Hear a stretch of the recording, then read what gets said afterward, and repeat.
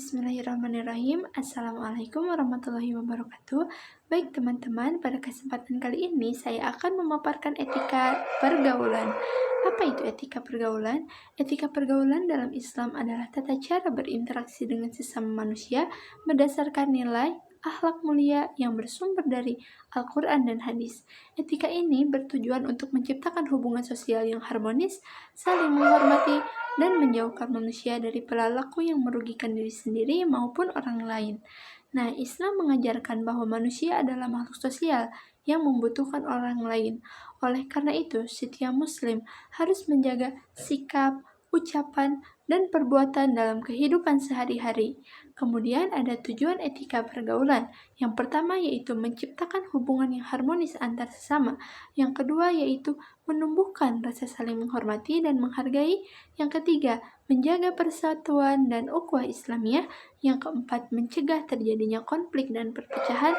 Dan yang kelima yaitu membentuk pribadi yang berakhlak mulia. Nah, selanjutnya ada dasar etika pergaulan dalam Al-Quran dan hadis. Yang pertama yaitu saling mengenal dan menghormati. Allah Subhanahu wa taala berfirman, A'udzubillahi minasyaitonirrajim. Bismillahirrahmanirrahim. Ya ayyuhan nasu inna khalaqnakum min dzakari wa unsa wa ja'alnakum syu'uban lita'arafu. Inna akramakum indallahi atqakum, yang artinya, wahai manusia, sesungguhnya kami telah menciptakan kamu dari seorang laki-laki dan seorang perempuan. Kemudian kami menjadikan kamu berbangsa-bangsa dan bersuku-suku agar kamu saling mengenal. Sesungguhnya yang paling mulia di antara kamu di sisi Allah adalah orang yang paling bertakwa. Quran Surat Al-Hujurat ayat 13.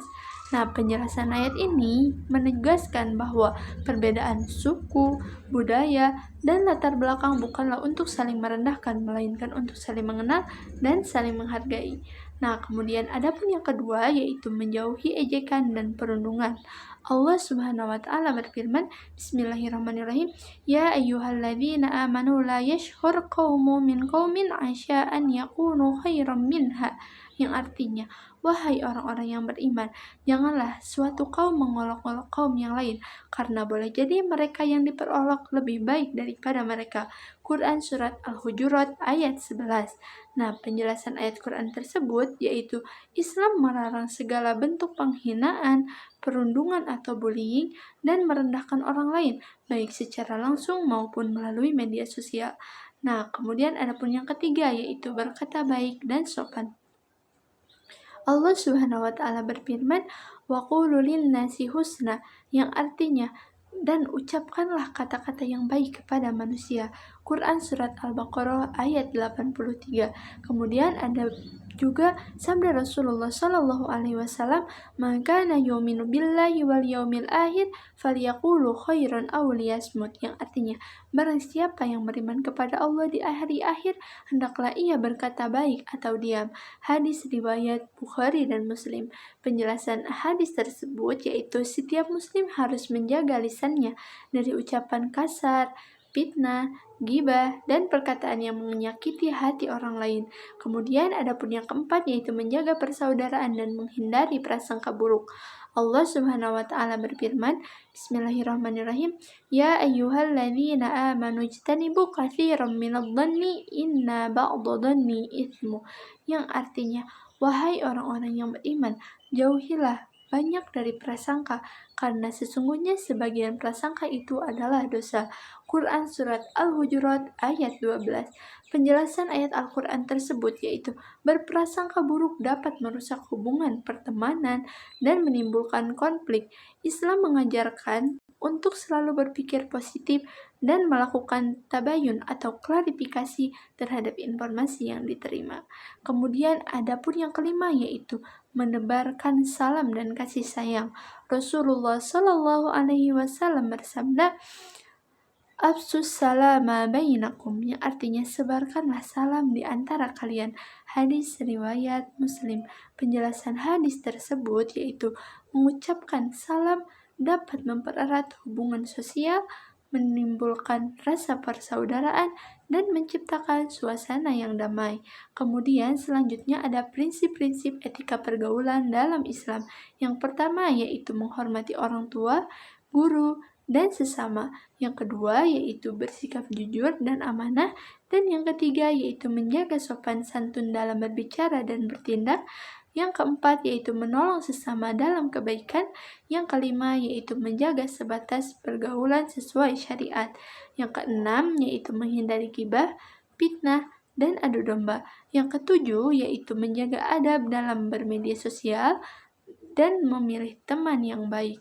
Rasulullah Shallallahu Alaihi Wasallam bersabda, "Amra'u ala dini khailihi falyanzur ahdukum man yukhalilu," yang artinya seorang akan mengikuti agama temannya, maka perhatikanlah dengan siapa ia berteman.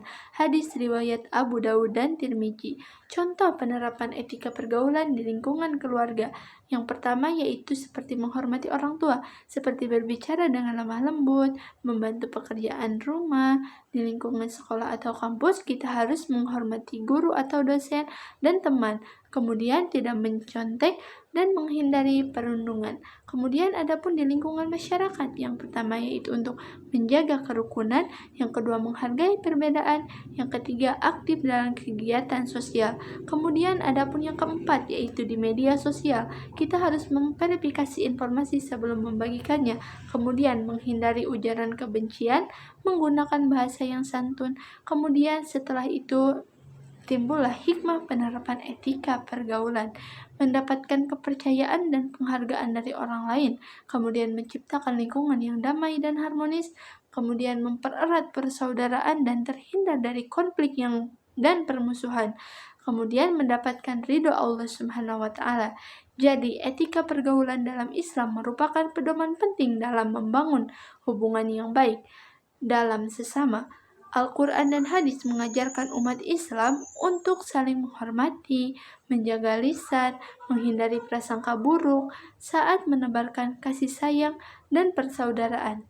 Dengan menerapkan etika pergaulan, seorang muslim dapat menjadi pribadi yang berakhlak mulia dan membawa manfaat bagi lingkungan sekitarnya. Mungkin cukup sekian yang bisa saya sampaikan. Mohon maaf apabila banyak kekeliruan dan kesalahan. Wabillahi taufiq wal hidayah. Wassalamualaikum warahmatullahi wabarakatuh.